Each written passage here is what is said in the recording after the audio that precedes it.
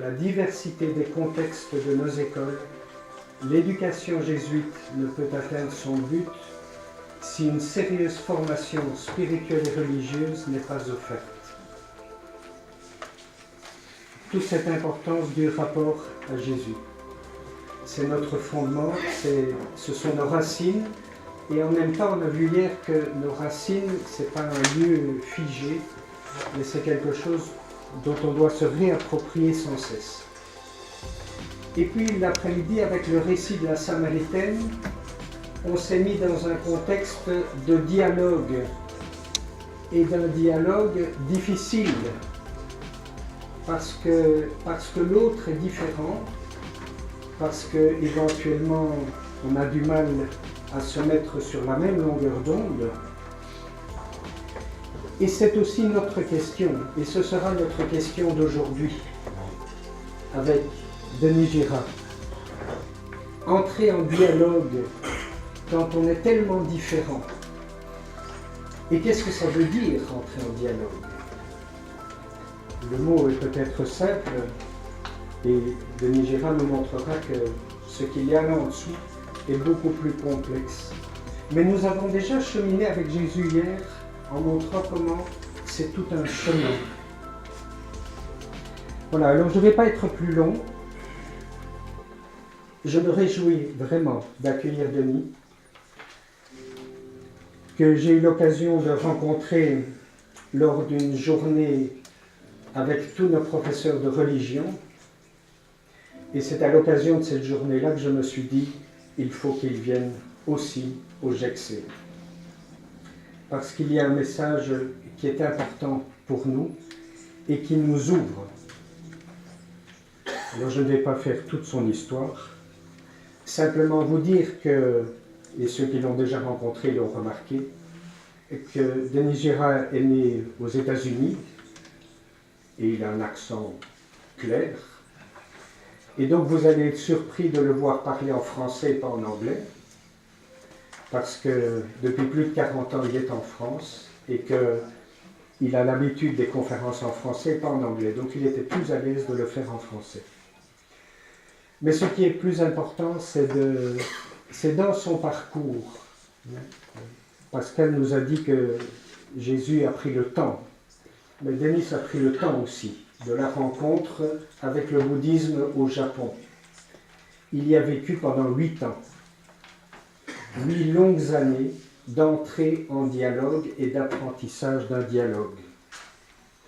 Alors c'est un petit peu de cela qu'il va nous entretenir, nous dire, mais tiens, comment nous sommes dans des contextes où parler de Jésus n'est pas évident, parce que l'autre est tellement différent. Qu'est-ce que cela veut dire? Quels sont quelques outils d'un dialogue qui n'est pas fondamentalement différent, que l'on soit entre directeurs, que l'on soit dans un dialogue directeur-éducateur, que l'on soit avec des élèves ou des parents. Denis a écrit l'un ou l'autre livre, le dernier je pense, c'est le dialogue à la portée de tous, qui est en fait un élargissement de son expérience du dialogue interreligieux christianisme-bouddhisme, en se disant, mais de cette expérience-là, il y a quelque chose de plus large à dire. Et je voudrais commencer en disant qu'en fait, je suis un peu le produit des jésuites. Parce que je me rappelle toujours, et je me rappellerai toujours pour le restant de ma vie, ce qu'un jésuite nous a dit à un groupe de jeunes, j'avais 19 ans, à Chicago, aux États-Unis.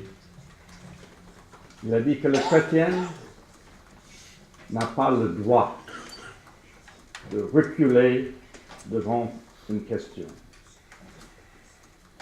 Même s'il ne trouve pas la réponse à cette question, il doit continuer à la confronter et se laisser confronter par. Parce que le moment où il renonçait à cette attitude fondamentale d'aller toujours vers la question et de ne pas le fuir, c'est à ce moment-là qu'il doit arrêter de dire qu'il fait confiance à l'Esprit Saint. parce qu'il ne le fait pas, en fait. Et c'est ça qui m'a poussé, qui m'a aidé à aller jusqu'au bout des contacts avec plusieurs religions d'Asie, et notamment le bouddhisme, et sur place. Parce que ce n'est pas toujours confortable. Parfois, on voudrait bien reculer. On ne sait pas quoi dire. On ne sait pas quoi penser. Parce que la rencontre avec les religions de l'Asie, malgré tout, ça met absolument tout en question. C'est radicalement différent. Il faut reconnaître cette différence. Sans avoir peur, parce que la différence fait partie du dialogue. Quand il n'y a pas de différence, il n'y a pas de dialogue. Deux personnes qui pensent exactement la même chose n'ont rien à dire l'un à l'autre, finalement. Okay? Ça, c'est une première chose. La deuxième chose, c'est qu'il y a énormément de choses à vous dire. Et donc, je vais aujourd'hui utiliser une technique que les maîtres zen ont utilisée au Japon. Vous avez peut-être vu les tableaux extraordinaires qui font les maîtres zen.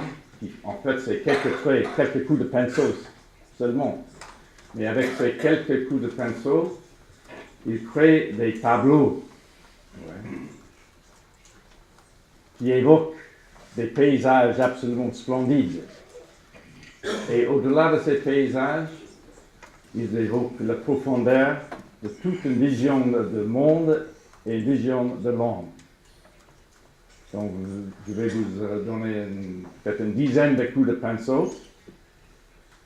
Et je voudrais simplement rappeler que les espaces vides entre les coups de pinceau sont souvent plus parlants que les coups de pinceau eux-mêmes. Okay. Et surtout, ça laisse aborder beaucoup de choses sans faire des paragraphes de transition qui prennent beaucoup de temps. Voilà. Le premier coup de pinceau, c'est très simple. C'est le prologue de Saint Jean, versets 1 à 3. J'espère que vous n'avez jamais oublié, surtout dans le contexte de dialogue.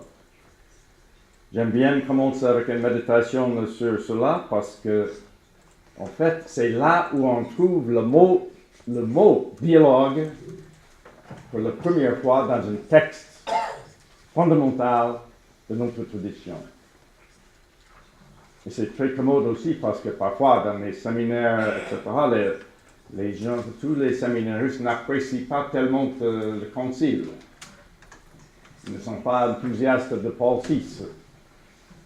Et donc, ils pensent que le dialogue remonte à Paul VI dans Ecclesiam Suam. Je ne vais pas vous donner les détails parce que c'est là où on utilise le mot dialogue pour la première fois dans un texte pontifical.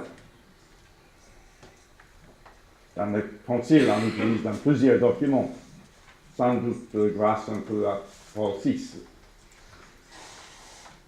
Donc, on ne peut pas fonder notre théologie sur ça. On peut le fonder. Mais si les gens n'entendent pas, il faut mieux chercher un autre moyen. Et c'est pourquoi je remonte à Saint Jean. Le dialogue n'est pas quelque chose de nouveau dans notre vie. Je vais vous lire le texte et vous allez essayer de trouver où est le mot dialogue.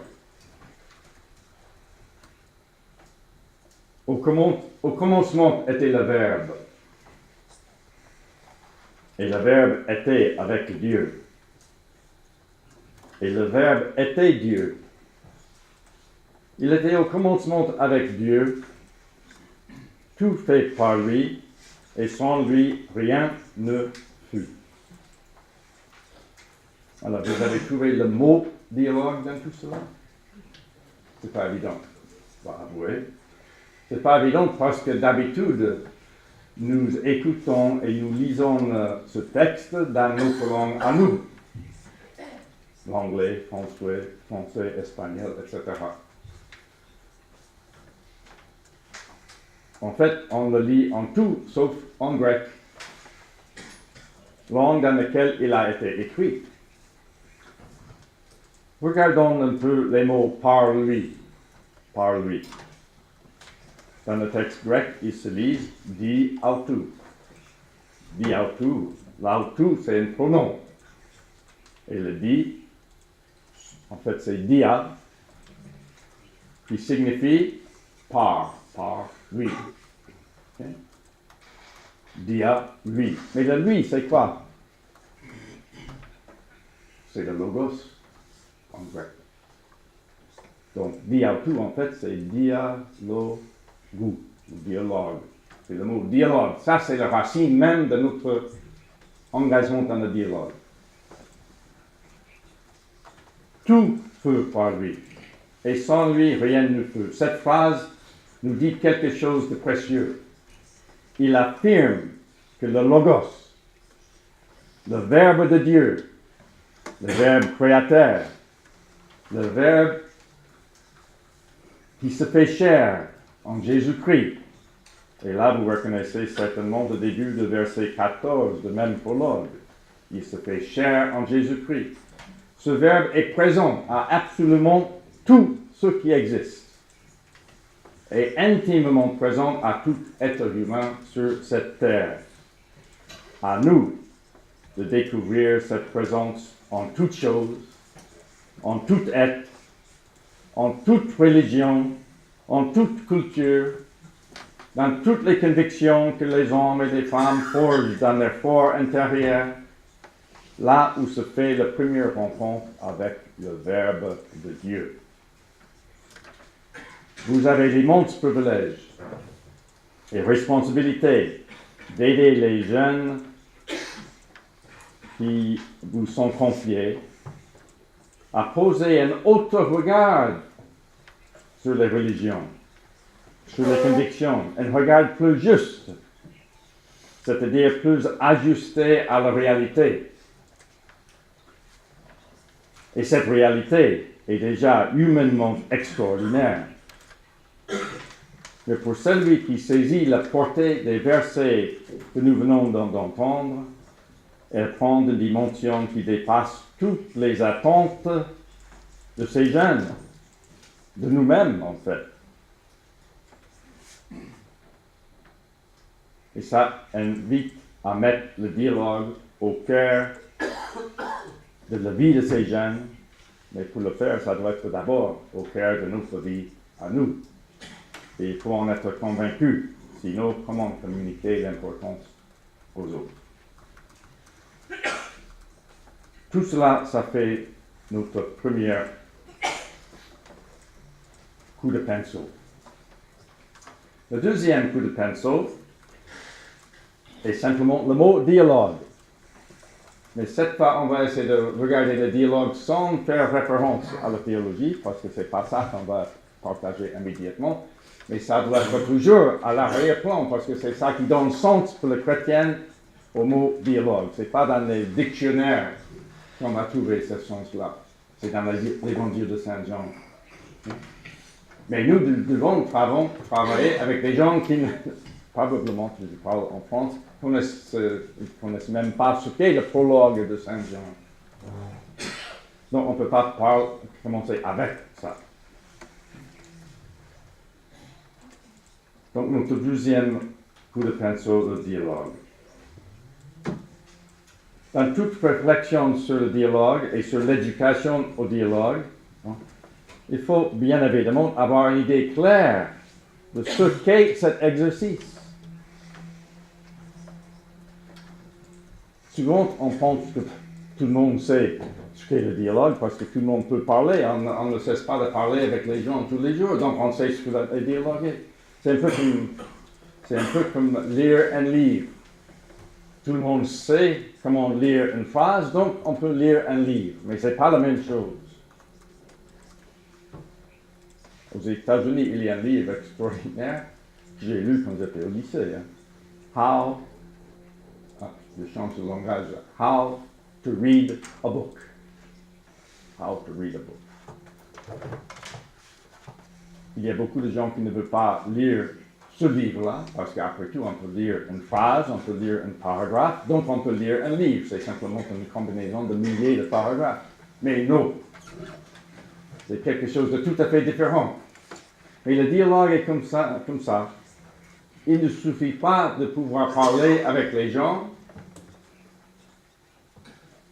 ça ne suffit pas pour le dialogue. Et il y a toutes sortes de mots qui vont avec le dialogue. Ils sont considérés par beaucoup comme des synonymes de dialogue. Je vous donne simplement 3 exemples. On va parler de 3 exemples. La conversation, le débat et la négociation. Ça a l'air d'être des dialogues, mais pas du tout quand on y pense. D'abord, prenons la conversation. Tout cela est sous le même coup de pinceau. C'est assez épais. Il est facile d'imaginer qu'on sait déjà dialoguer puisqu'on est capable de converser. On voit donc mal l'intérêt de l'urgence de ce que nous sommes en train de faire aujourd'hui. En effet, nous avons bon nombre de conversations chaque jour. Des dizaines, voire plus. Et vous avez peut-être plus en tant que dans la position que vous êtes. Des conversations dans la famille, au travail, dans les files d'attente, dans les couloirs, avec le boulanger, le coiffeur, les voisins, les inconnus, avec Twitter, avec Facebook. Alors là, la conversation, on la maîtrise. Il y a même des conversations de salon. Je ne sais même pas comment on dit ça en anglais. Une conversation de salon, au cours desquelles nous pouvons parler pendant des heures sans rien dire. C'est terrifiant quand on y pense. Et comme nous ne nous investissons pas trop dans ces conversations, et qu'en réalité nous n'attendons peu des autres, nous pouvons en sortir aussi facilement et rapidement que nous y entrons. Conversation. Entre parenthèses, je dis ça, je ne dis pas que la conversation est mauvaise. La conversation peut être pas nécessaire pour arriver au dialogue, mais il ne faut pas la confondre avec le dialogue. Entrer dans un dialogue, donc, est radicalement différent. C'est tout autre chose. Il s'agit d'un vrai engagement. Le dialogue est fondé sur une confiance. On utilise ce mot souvent. Une confiance qui se construit dans le temps.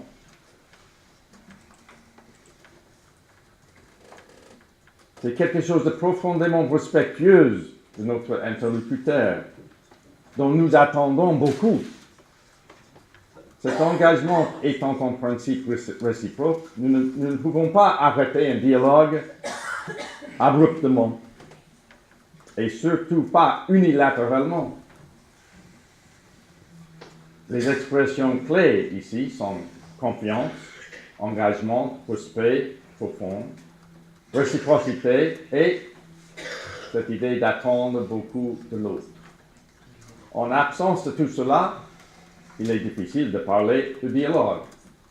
Mais on peut parler de conversation, bien évidemment. Et puis il y a le mot débat.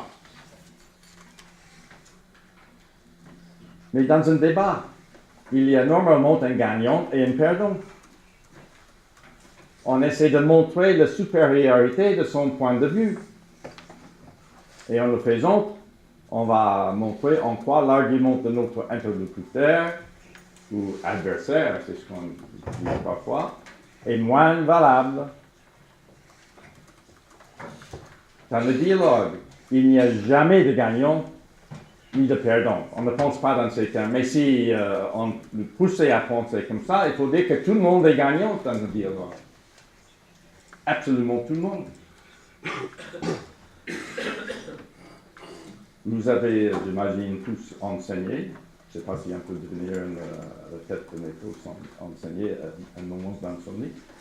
Mais en essayant d'exprimer nos convictions, nos idées, même la matière qu'on enseigne, en essayant de l'exprimer d'une manière qui permet à notre interlocuteur de nous comprendre, nous arrivons à mieux saisir ces idées nous-mêmes. Donc l'effort de dialoguer nous aide déjà à mieux comprendre ce que nous voulons dire aux autres. si nous prenons vraiment en considération la manière dont ils vont interpréter ce que nous disons et essayer de faire des adaptations pour que ça soit compris de la bonne manière. Et en écoutant les autres attentivement, nous pouvons découvrir la richesse et la profondeur de leurs convictions, de leurs idées. Et cette expérience, si le dialogue est vrai, sera enrichissant pour tout le monde. C'est dans ce sens-là que tout le monde est gagnant dans le dialogue. Et que dire de la négociation? Quand on entre dans un dialogue, ce n'est surtout pas pour négocier. D'ailleurs, comment le chrétien qui entre dans un dialogue interreligieux prétend que lui, il peut négocier sur le poids de l'Église. Ça n'a aucun sens. On n'est pas dans le dialogue, on n'est pas commissionné à négocier. Et si nous commençons à le faire, malgré tout, ça déclenche un processus de nivellement par le bas. On peut arriver à des accords. Mais une fois qu'on arrive à l'accord, il n'y a plus de dialogue. On essaie d'éviter les différences en arrivant à un accord par un nivellement par le bas. Ça vient d'une mauvaise idée, à mon avis. Je dis que ça c'est mes idées. Je ne suis pas prêt à mourir pour mes idées. Pour Saint-Jean, oui, mais pour mes idées. Ouais. Quand on essaie d'éliminer les différences dans le dialogue n'est pas un dialogue. Dans le dialogue, on essaie d'écouter l'autre et se laisser interpeller par la différence même. Plus on comprend la différence, plus on serait interpellé et plus on va avancer, on va aller dans un sens d'approfondissement de nos propres idées, nos propres convictions, de notre propre foi. Okay? Donc le dialogue ne peut pas être une négociation. Mais surtout, et ça serait tellement important que ça devienne un troisième coup de pinceau. Et le coup de pinceau, c'est le respect. Le respect. On va parler de respect qui caractérise le dialogue. S'il est important de distinguer le dialogue de la conversation, de débat et de négociation, il est plus important encore, à mon avis, de le distinguer de la tolérance. La tolérance. Cette proposition peut heurter la sensibilité de certains, car la tolérance est très appréciée de tous, presque, très souvent, beaucoup plus que le dialogue. Je dois avouer que j'ai toujours eu quelques difficultés à penser que la tolérance suffirait à résoudre ou même à réduire les tensions qui, dans nos sociétés, sont si profondément enracinées dans des différences culturelles, religieuses et autres. Pendant longtemps, je n'ai jamais exprimé ce doute. Peut-être par manque de confiance en moi-même, peut-être parce que tant de gens intelligents et engagés considéraient la tolérance comme quelque chose d'absolument fondamental pour la construction d'un monde plus juste, plus paisible et plus ouvert. Et finalement, c'était lors d'un rassemblement, un gigantesque rassemblement interreligieux à Rome en 1999 que ce doute a été dissipé. Il y avait plus de 200 participants venant d'une quarantaine de pays et représentant les diverses religions du monde. Et nous avions 3 jours pour rédiger un projet qui allait être lu sur la place Saint-Pierre devant le pape et devant les télévisions du monde entier. Des participants venant de... Je ne vais pas entrer dans les détails, Rome est très rodé pour ce genre d'exercice. On était dans la salle de synode, c'était impressionnant. Les participants venant des pays du Nord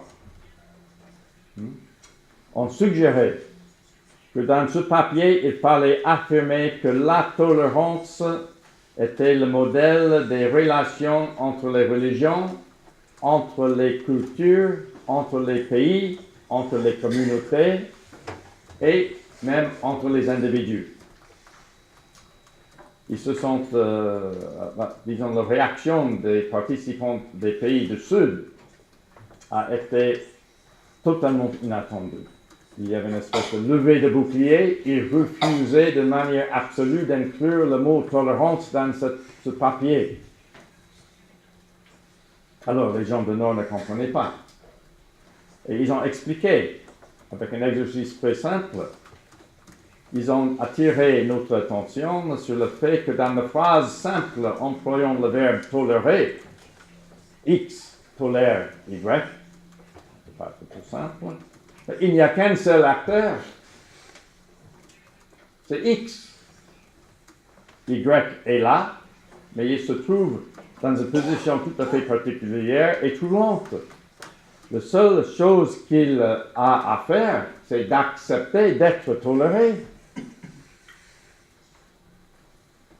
Y se demande sans doute ce que X attend de lui, mais il est douloureusement conscient que la réponse à cette interrogation risque d'être rien. Rien. Ils ont aussi souligné que la tolérance, et ça c'est en se fondant sur leur expérience, la tolérance allait de pair avec la domination, parce que selon cette expérience, c'était toujours les riches qui toléraient les pauvres, les personnes intellectuellement douées qui toléraient celles qui ne l'étaient pas, les gens de pouvoir qui toléraient les sans-voix. À la fin, certains ont suggéré, et je crois qu'ils avaient raison, que les enthousiastes de la tolérance le sont parce qu'ils n'ont jamais fait l'expérience humiliante d'être tolérés.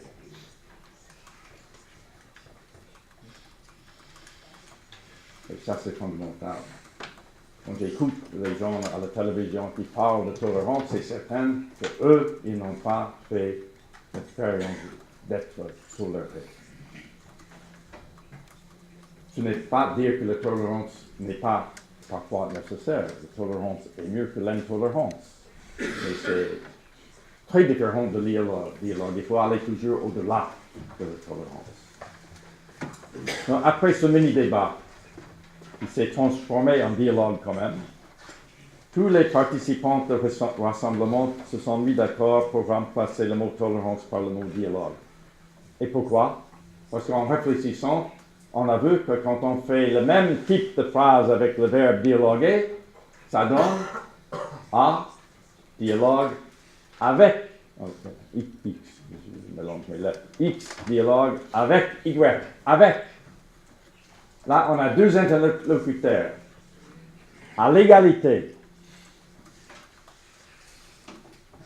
Et tous les deux doivent être convaincus que l'autre a quelque chose d'important à leur dire. Sinon, on ne va pas dialoguer, on va tolérer. Donc le respect fondamental dans le dialogue, c'est cette conviction que l'autre a quelque chose d'important à nous dire, que nous avons besoin de cet autre.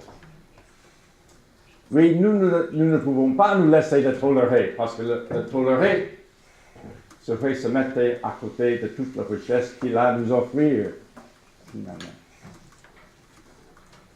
Maintenant, après avoir dit toutes ces choses terribles, je dois ajouter une parenthèse.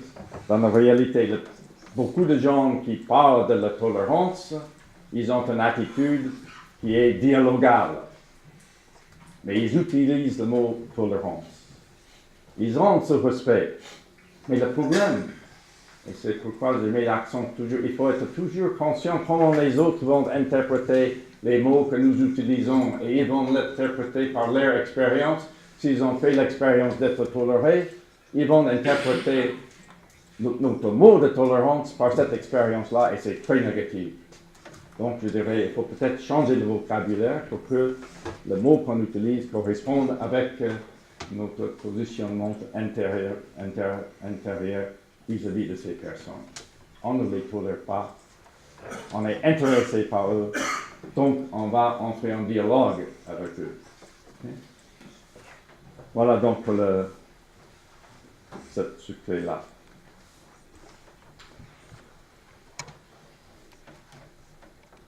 Maintenant, on va vers un quatrième coup de pinceau.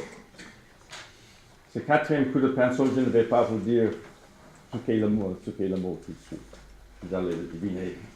Je vais le dire éventuellement. Mais je vais le faire par une histoire. Les Américains lisent beaucoup d'histoires. C'est comme ça. Il y a longtemps en fait, j'étais invité par un groupe de bouddhistes de venir méditer avec eux. Vraiment, j'aime méditer, donc j'allais avec eux. Il y avait une vingtaine de personnes dans la grande salle à manger de cette famille bouddhiste. On méditait pendant 1 heure, dans une position un peu douloureuse. Parfois, je regardais le goûter à côté pour me donner un peu de force pour continuer, parce que je suis un peu gourmand. Mais quand même, c'était bien. On se met debout, et moi, je me dirige vers le je suis obsédé par le goûter, vers le goûter.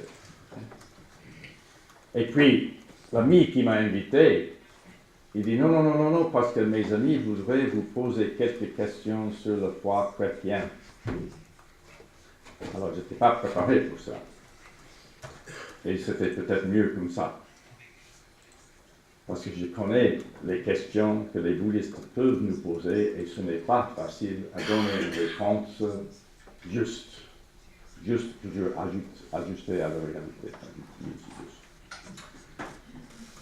Donc, tout le monde par terre. Première question. Qui est Dieu pour vous? Une question dite avec une certaine agressivité.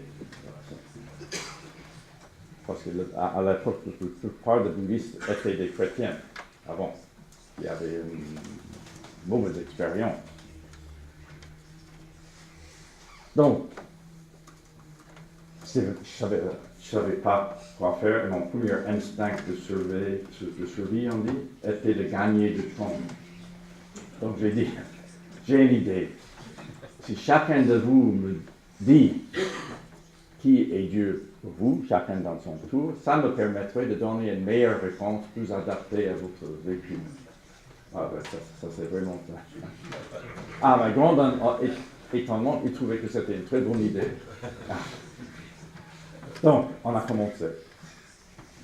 Première personne. Alors là, c'était une avalanche des images négatives de Dieu qui ont fait souffrir cette personne tout au long de sa vie. C'est terrible. Vous voyez ce que c'est. Je suis certain qu'il y a des personnes dans notre environ qui sont dans la même situation. Et puis à la fin, elle me demande, et vous? Comme si j'étais le pape. Et vous, qu'est-ce que vous dites vis-à-vis de ça? Je dis, honnêtement, je ne peux que vous féliciter. Parce que si vous avez continué à être prisonnier de l'idée que vous faites de Dieu, vous serez dans l'impossibilité d'avancer sur votre vie intérieure. Donc, félicitations. Mais ce n'est pas ça le Dieu de la foi chrétienne. Deuxième personne. Je vais raccourcir.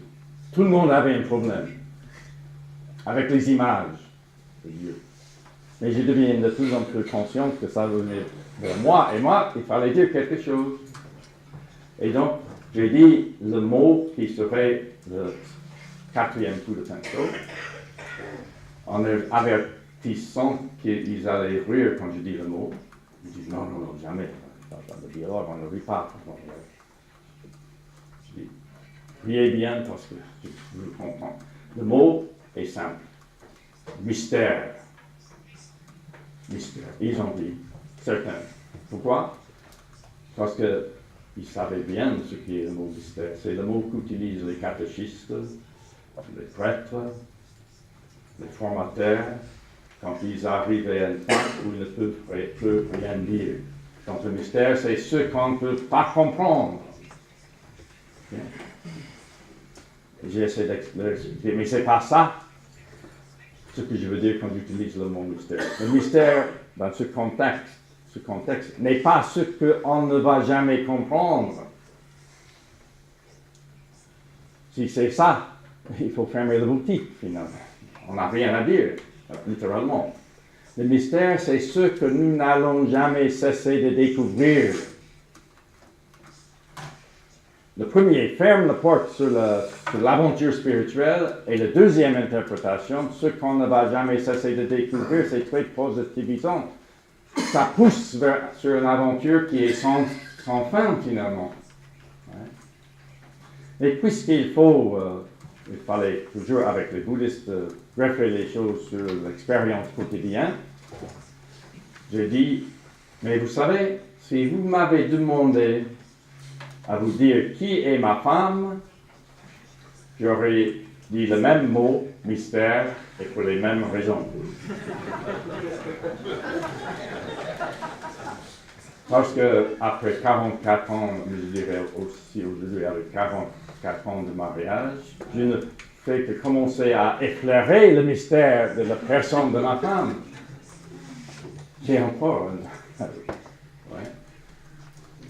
Le mystère touche notre vie quotidienne. On peut vérifier ça par notre expérience, parce que si on n'accepte pas que chaque personne ait ce mystère qu'on ne va jamais cesser de découvrir, et cela sans parler de tout de la foi chrétienne, on crée l'enfer sur cette terre. Ça veut dire que moi, je peux vous réduire tous à l'idée que je fais de vous après un jour ensemble, 2 jours ensemble. Mais c'est ridicule.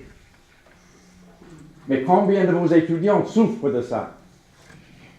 Combien sont convaincus, avec les systèmes des nôtres et tout le, qu'on est peu à peu réduit à des idées qui ne correspondent pas à ce qu'ils sont, ce qu'ils pensent être. Tout le monde a souffert de ça, d'être mal jugé par les autres, être réduit par les autres à quelque chose avec lequel des idées qu'on ne se retrouve même pas. C'est quelque chose de terrible. D'où l'importance d'avoir ça comme horizon. S'il y a une chose, à mon avis, qu'il faut aider les enfants, les jeunes à comprendre, c'est que chacun d'eux ait ce mystère. Et qu'il ne faut jamais accepter d'être réduit par les autres à ce qu'ils ne sont pas. Mais en même temps, il ne faut pas qu'ils réduisent les autres. Vous voyez? Tout tient ensemble avec cette idée de mystère. Et il ne faut pas être heureux avec l'idée qu'on se fait de soi-même, parce que ça serait se vider de ce mystère. Tout est une invitation d'aller toujours plus loin. Okay? Et évidemment, dans le cadre chrétien, peut-être qu'on peut arriver un jour à le dire, mais il faut le dire avec beaucoup d'humilité. Ce n'est pas pour prouver quoi que ce soit, mais on peut voir la grande continuité de tout cela quand on dit que chaque homme est créé à l'image de Dieu. Si Dieu est ce mystère, c'est tout à fait naturel que l'homme soit un mystère aussi, et dans le même sens qu'on ne va jamais cesser de découvrir. Et on le découvre dans le dialogue, et uniquement dans le dialogue. Parce qu'on est toujours en train d'aller vers ce qu'on ne peut voir, on ne peut pas voir. D'aller au-delà des images, tout en sachant qu'on a besoin des images. Il ne faut jamais figer l'image dans ce processus-là. Okay? Nous avons besoin des images de Dieu, et il faut reconnaître que Dieu est infiniment plus, et essaie constamment à raffiner ces images, tout en renonçant à l'idée qu'un jour on va arriver à une image que je me fais de Dieu, une idée que je me fais de Dieu qui coïnciderait avec Dieu tel qu'il est. Ça serait suicidaire. Le processus arrête. Finalement, ça s'appelle l'idolâtrie. C'est mon image de Dieu que j'identifie avec Dieu lui-même. C'est pas possible, ça. Mais mes amis, et c'est là où on revient à la thème. Cette journée, c'est pas le thème de ce que je dis. Et les gens disent, mais vous parlez toujours de Jésus-Christ, vous chrétiens. Et je dis, ben oui, je parle de Jésus-Christ.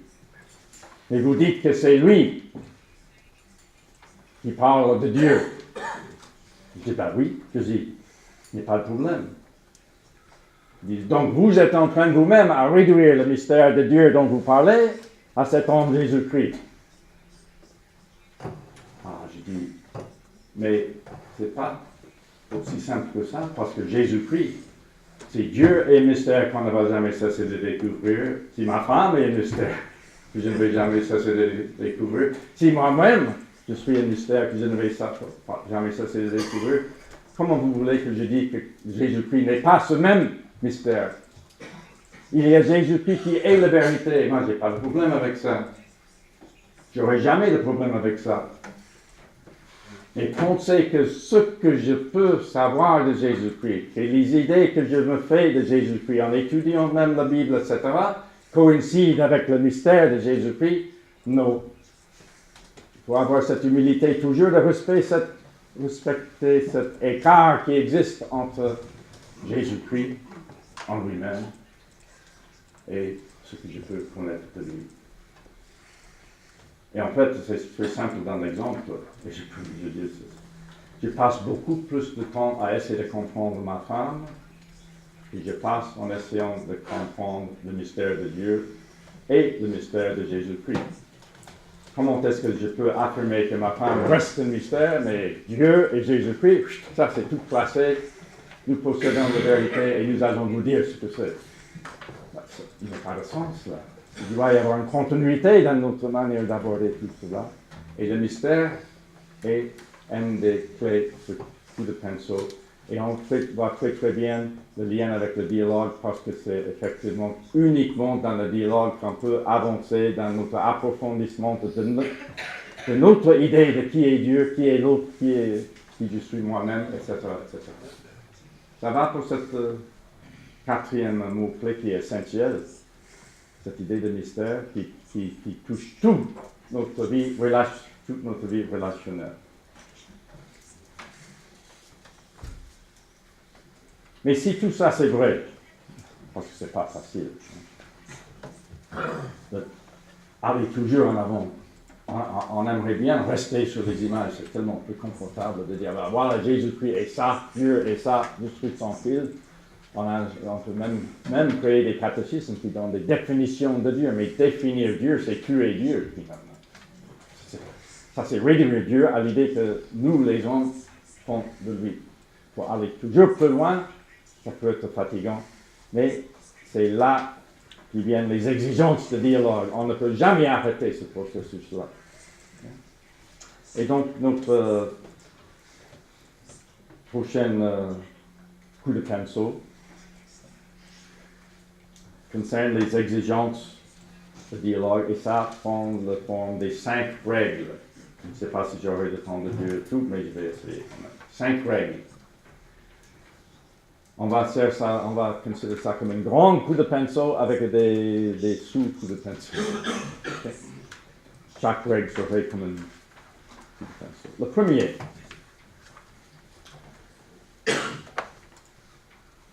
Mettre, si vous prenez des notes, mettre simplement maison japonaise. Et vous allez tout comprendre. Maison japonaise. Vous savez, quand j'étais au Japon, il y avait beaucoup d'amis qui venaient me visiter. J'étais très heureux de leur visite au Japon. Sauf qu'il y avait une chose qui était un peu décevante. Ils ne pouvaient pas entrer vraiment dans une maison japonaise, la maison classique. Ouais, comme vous voyez dans le film avec les nappes par terre, le tatami, les portes glissantes, etc. Ils voulaient y entrer. Mais heureusement, j'avais un ami qui avait une petite, ancienne maison japonaise, mais quand même petite ou grande, la structure est la même. Et cet ami était prêt à recevoir mes amis américains qui venaient au Japon pour voir le Japon, et il voulait entrer dans une maison japonaise. Donc, pas des petits groupes de 2 ou 3 parce qu'on venait comme ça, c'était pas des grands tours, hein, je les emmenais vers la maison. On entre dans la maison, il y a l'entrée qui est particulière, ça s'appelle le genkan, c'est la hall d'entrée. Il faut enlever les chaussures, on monte un peu plus haut, considérablement plus haut que simplement un pas. Je connais pas le mot en français, un step. C'est plutôt comme ça que comme ça. Et puis, ils enlèvent les chaussures et on commence à entrer dans la maison. Et puis l'autre, il ouvre les grandes portes glissantes et on entre dans la salle de tatami, des maths. Je regarde mes amis parce que je suis curieux de voir leur réaction. Et presque systématiquement, ces gens étaient troublés. Ils avaient quelque chose qu'ils n'avaient pas. Ouais. Et puis ils me regardaient et me posaient des questions, toujours des questions que je ne veux pas dire. Et ils disaient, mais où est la table? Dans une petite voix, parce qu'ils pensent que l'ami parle anglais. Où est la table? Mais la table en question, c'est la table qu'on trouve dans une maison américaine. La table est au centre de tout. On mange autour de la table, ça c'est facile. Et c'est assez massif, la table. On joue autour de la table, les jeux de société, etc., les cartes, tout. On est grondé autour de la table, on fait ses devoirs autour de la table, on planifie les vacances autour de la table, on fait tout autour de la table, et tout d'un coup, cette table n'était pas là. Mes amis étaient désorientés, ou plutôt, si on est juste, désoccidentalisés. Ils se trouvaient sans repère. Cette question était terrible parce que dès qu'on pose la question où est la table, style américain, massif avec les chaises autour, on se met dans l'impossibilité de comprendre la cohérence interne d'une maison japonaise. Ouais. En fait, déjà mentalement, on est en train de reconstruire cette maison en insérant une grande table dans une pièce qui est quasiment vide. Parce qu'on ne peut pas supporter une pièce vide. On veut remplir les vides toujours, ça se fait quand de peu. Okay? On peut appliquer cela à toute forme de dialogue, en fait. Et la règle devient,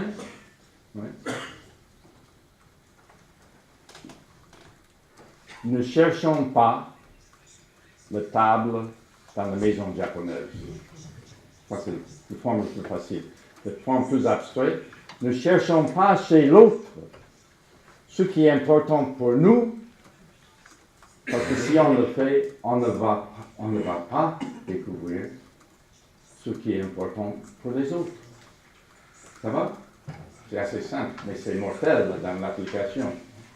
Ne cherchons pas ce qui est important chez les autres, parce que si nous le faisons, nous n'allons jamais découvrir ce qui est important pour eux. Mes amis étaient en train de construire une maison japonaise pour que ça se ressemble à une maison américaine. Et quel est l'intérêt de découvrir une maison américaine au Japon? Ça peut être plus confortable pour l'américaine, mais ce n'est pas une maison japonaise. Dans la religion, comment ça se traduit? Dans le bouddhisme, une chose fondamentale dans le bouddhisme, c'est que tout s'explique sans Dieu, des majuscules, Dieu qui est d'ordre de l'absolu et qui est amour. Le Dieu de la foi chrétienne.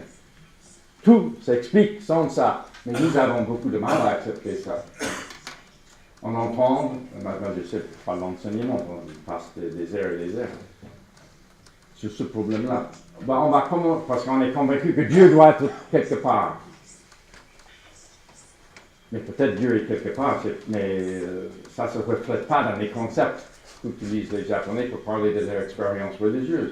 Mais on va chercher le concept dans le bouddhisme qui correspond le plus, selon la personne qui cherche, à ce qui est le Dieu de la foi chrétienne. Et puisque le Dieu de la foi chrétienne est au centre, on va prendre ce concept-là et on le fait au centre du bouddhisme et on reconstruit le bouddhisme autour d'une idée centrale qui fait plaisir à un occidental, à un chrétien. Vous voyez bien que ce n'est plus le bouddhisme. Mais on peut être très content parce que ça a l'air d'être le bouddhisme. Vous voyez? Et en fait, on est en train de regarder dans un gigantesque miroir qui montre la cohérence interne de la foi chrétienne. Tout tourne autour de ce qui est centre chez nous. Mais il y a le cadre du miroir qui est décoré avec des choses japonaises, chinoises, ça donne un peu exotique. Et puis, on est content. Mais c'est mortel pour le dialogue. on a cherché chez l'autre ce qui est important pour nous. Ça ne marche pas. Okay? Première règle, donc, fondamentale, très difficile à appliquer. En fait, moi, je n'arrive jamais à 100%, mais c'est essentiel de garder ça comme horizon de notre démarche. Une deuxième règle concerne la langue. La langue, très difficile la langue. Au Japon, après 3 ans d'études intenses de japonais, j'ai commencé à pouvoir parler des choses pour moi importantes, parce que je n'étais pas intéressé par les montres, les voitures, etc., etc. Ce qui est important pour moi, c'est ce qui fait vivre les Japonais. C'est la seule chose qui comptait pour moi dans cette démarche. Je voulais comprendre l'âme japonaise, ce qui les fait vivre. Alors, la première soirée, ces gens utilisent un vocabulaire que je n'ai jamais entendu, parce que dans les écoles de langue au Japon, c'est pour les hommes d'affaires. Mais les Japonais sont très patients, très gentils quand on essaie de parler un peu avec eux. Et ils m'ont fait une liste de ces mots en caractères sino-japonais, les caractères, toute une liste. Avec la prononciation, ça c'est très important au début. On n'a pas besoin finalement, mais ça c'est après 4 ou 5 ans, on peut le faire sans la prononciation. Et puis moi, je reviens chez moi comme un petit écolier, c'est terrible. J'avais des montagnes de dictionnaires de toutes sortes, y compris un dictionnaire qui va des caractères japonais à l'anglais. Je ne parlais pas français à cette époque-là. Et dans mon petit cahier, je mets le mot japonais, le mot anglais, le mot japonais. Et je regarde finalement, et j'étais stupéfait. Parce que tout le vocabulaire, tous ces mots venaient de vocabulaire chrétien occidental. Si je ne savais pas que ces gens n'étaient pas chrétiens, je serais convaincu qu'ils l'étaient. Parce que quand ils parlaient de ce qui les fait vivre, vocabulaire chrétien. C'est un peu troublant quand même. Hein? Donc c'est là où je suis allé chez les experts. Et qui sont les experts au Japon sur cette question-là? Les jésuites à la grande université de Tokyo. À Tokyo. J'explique mon problème à ces jésuites qui étaient vraiment à l'écoute, ils ont compris tout. Et quelle était la réponse? C'est normal. C'est normal. Mais qu'est-ce que je fais? Parce que je veux comprendre, vous dites que c'est impossible, parce qu'ils ne sont pas ça. Et pourtant, quand ils parlent, tout ce que j'entends, c'est ça. Ils disent, il y a une seule façon, il faut étudier les religions du Japon. 2 ans. Programme à Sofia. 2 ans d'études. Mais puisque c'était nécessaire pour arriver à faire ce que je voulais faire, j'ai accepté de faire les 2 ans. Et ils ont dit quelque chose de terrifiant quand on y pense. Il n'y a pas d'équivalent dans nos langues à nous, pas seulement l'anglais, mais français, tout dans nos langues. Il n'y a pas d'équivalent pour les mots qui viennent des traditions religieuses extrême-orientales. Il n'y a pas. C'est pas possible. Parce qu'ils sont pensés dans une toute autre... C'est pas seulement le langage, c'est la manière de penser est différente, l'expérience est différente. Comment est-ce qu'on peut trouver un mot qui vient de chez nous, qui exprime bien leur expérience? La réponse est on ne peut pas.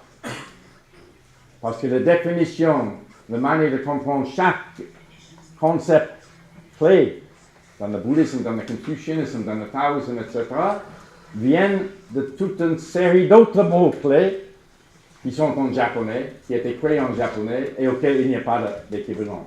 Mais une fois qu'on entre dans tout cela, ça prend du temps, et on commence à comprendre ce que ça veut dire sans passer par la traduction.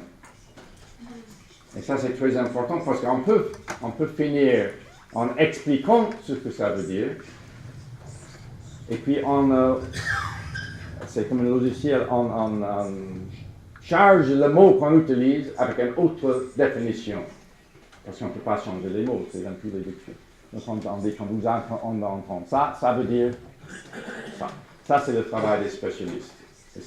Et finalement, quand on a un livre d'introduction au bouddhisme, Confucian, etc., c'est ce qu'on fait. On vous donne le mot en chinois ou en japonais ou en sanskrit. On explique le mot sans le donner une traduction parce qu'il n'y en a pas. Et puis on va utiliser ce mot comme tel, ou on va utiliser un mot qu'on a utilisé à traduire le mot et qui est dans tous les livres, et on le redéfinit en montrant la différence entre le sens bouddhiste et le sens qu'on peut comprendre en France. Je ne vais pas vous entrer dans l'exemple, vous voyez que c'est très complexe, mais on n'a pas le temps pour ça.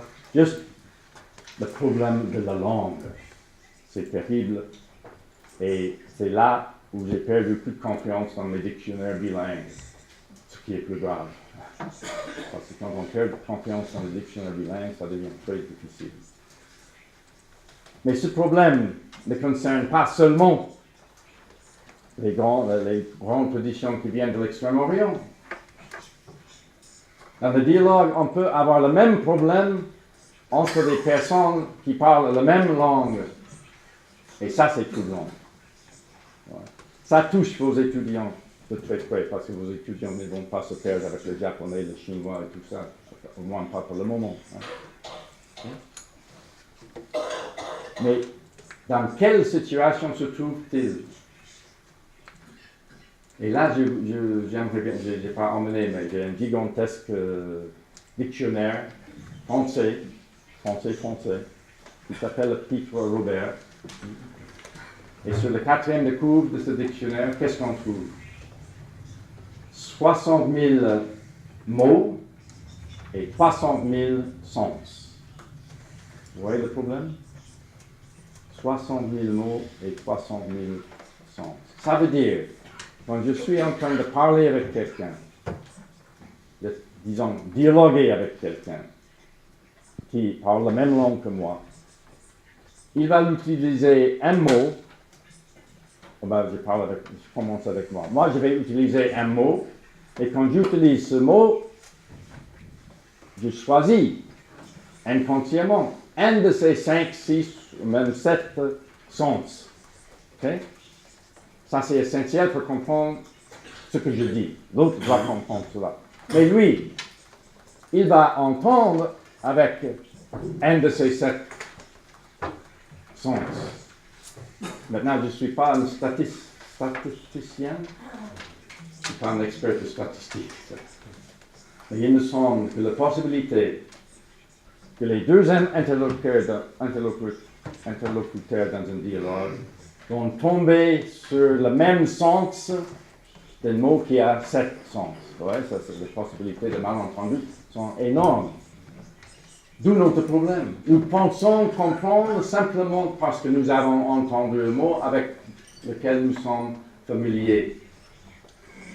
Mais il se peut que nous n'entendions pas de tout ce mot dans le sens que la personne veut l'utiliser. Et ça fausse absolument tout. Donc dans le dialogue, et ça c'est, vous pouvez, ça s'applique très facilement à l'école. Ouais. Aider les gens à avoir ce problème, le problème est résolu avec ce qu'on appelle une écoute active. La présupposition, c'est qu'on n'a pas compris. Ça, c'est là. Et donc, on va demander à cette personne, voilà ce que j'ai compris, est-ce que c'est ça? Ce qui permet l'autre à dire oui ou non. S'il dit non, il dit, on commence sur un dialogue sur le sens de ce qu'il dit.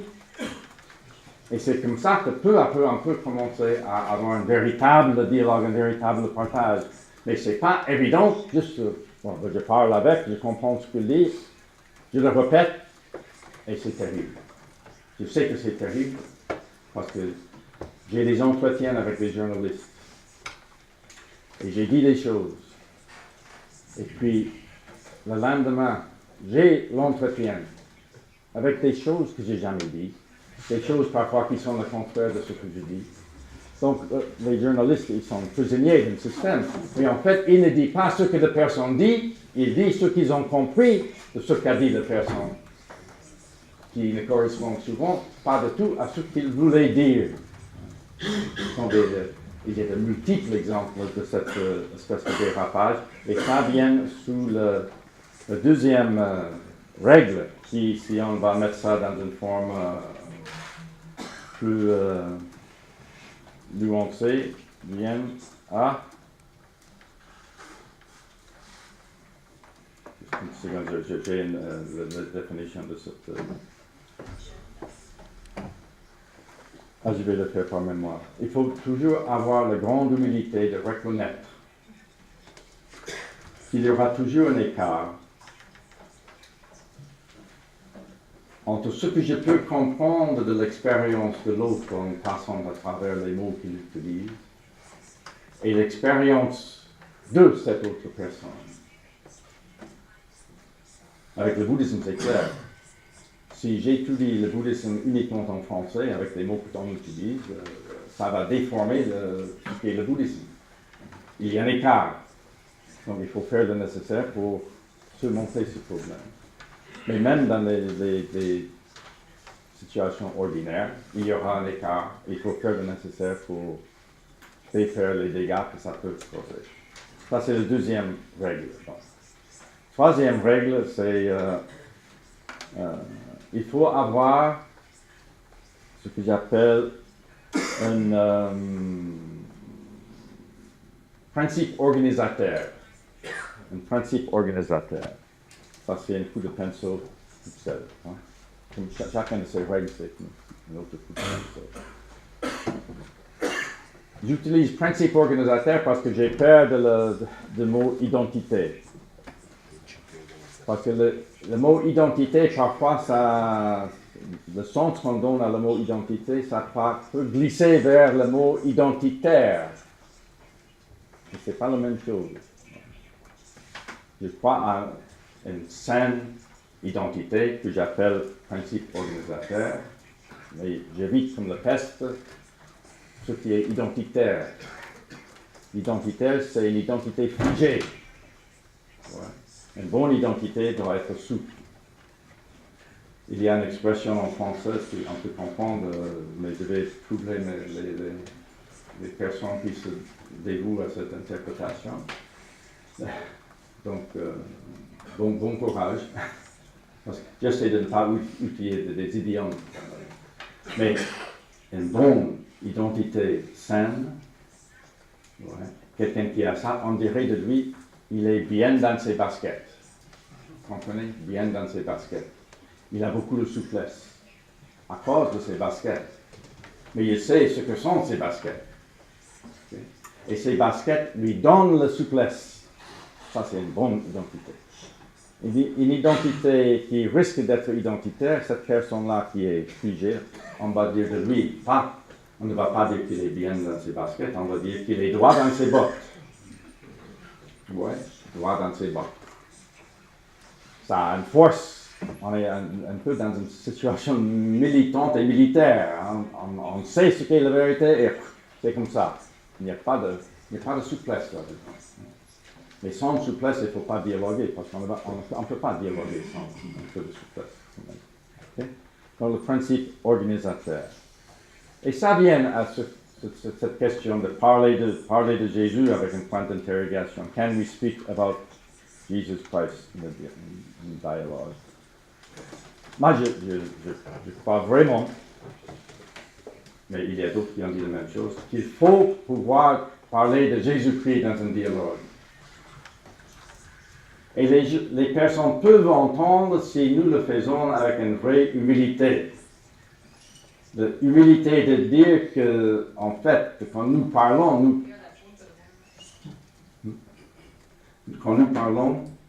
nous parlons de notre point de vue. Hein. Je ne représente pas l'Église catholique quand je parle comme un individu dans le dialogue. Je suis une chrétienne qui dialogue avec un bouddhiste, avec un confucien, tout ce que vous voulez.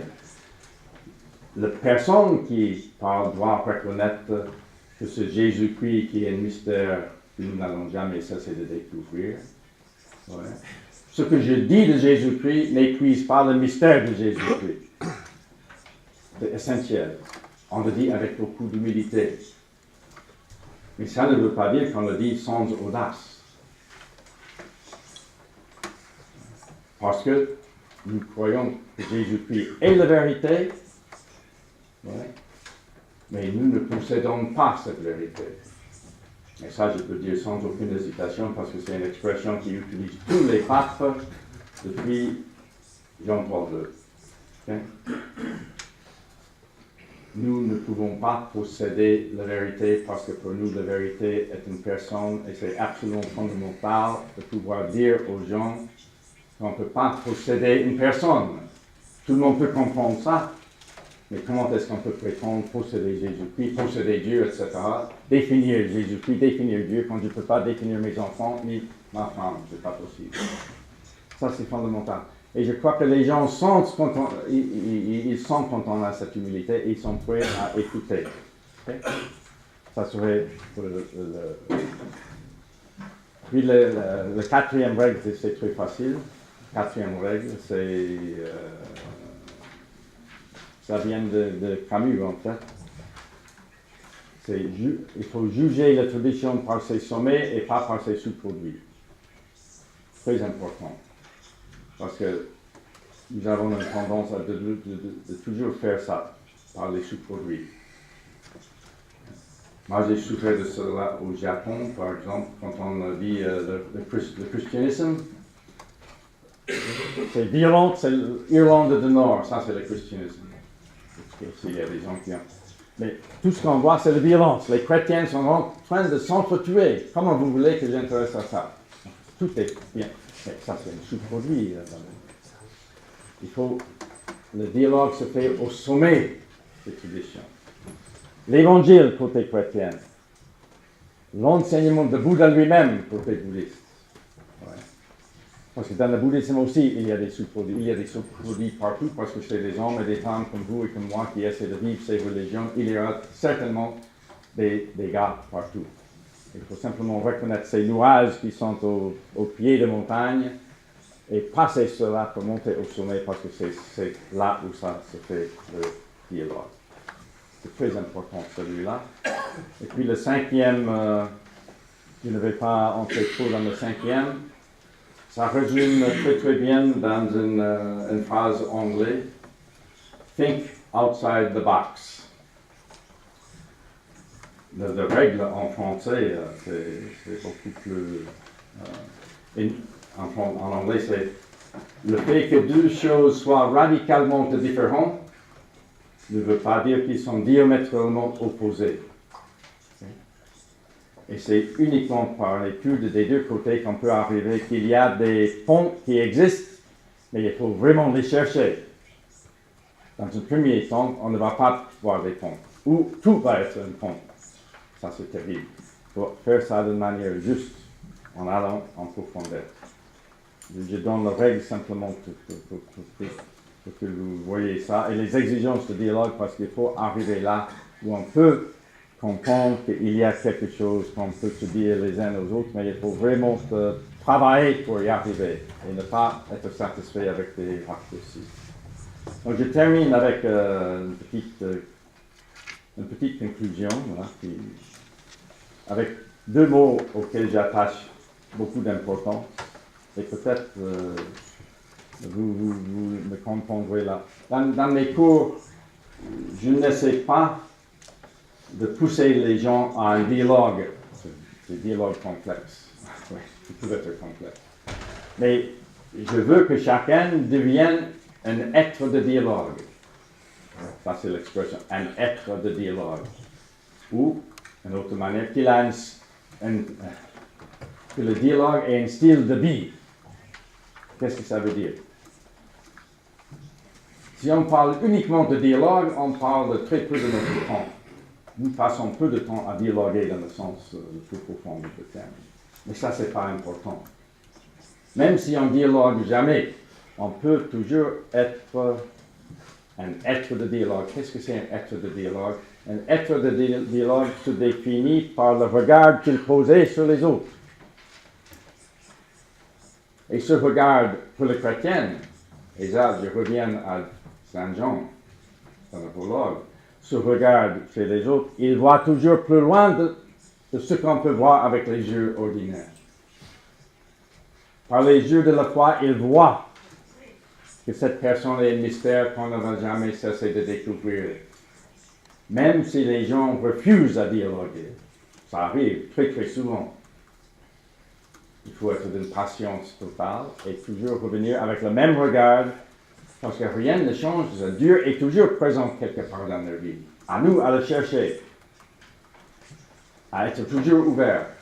Et souvent, c'est plus difficile, je dirais, avec le dialogue avec l'islam, avec les musulmans, parce que ça devient crispé très très vite. Mais les gens me posent la question, mais combien, je reviens à ce que tu as dit hier, combien de fois est-ce qu'il faut s'ouvrir au dialogue quand les gens disent non 1, 2, 3, 4, 5 fois? On ne peut pas arrêter les frais? Et c'est là où je cite ce qui a été cité hier avec Saint-Pierre. Le chrétien doit toujours refuser systématiquement à réduire l'autre à l'idée de prendre ce fait de lui, mais aussi de refuser, et ça c'est beaucoup plus difficile, d'accepter l'idée qu'il fait de lui-même. Il est plus grand que cette idée-là. Il faut toujours chercher ça, toujours être ouvert et sans cesse. On ne peut pas arrêter. Ça serait comme arrêter de pardonner. Ça serait comme arrêter d'aimer parce que l'autre ne m'aime pas. On ne peut pas.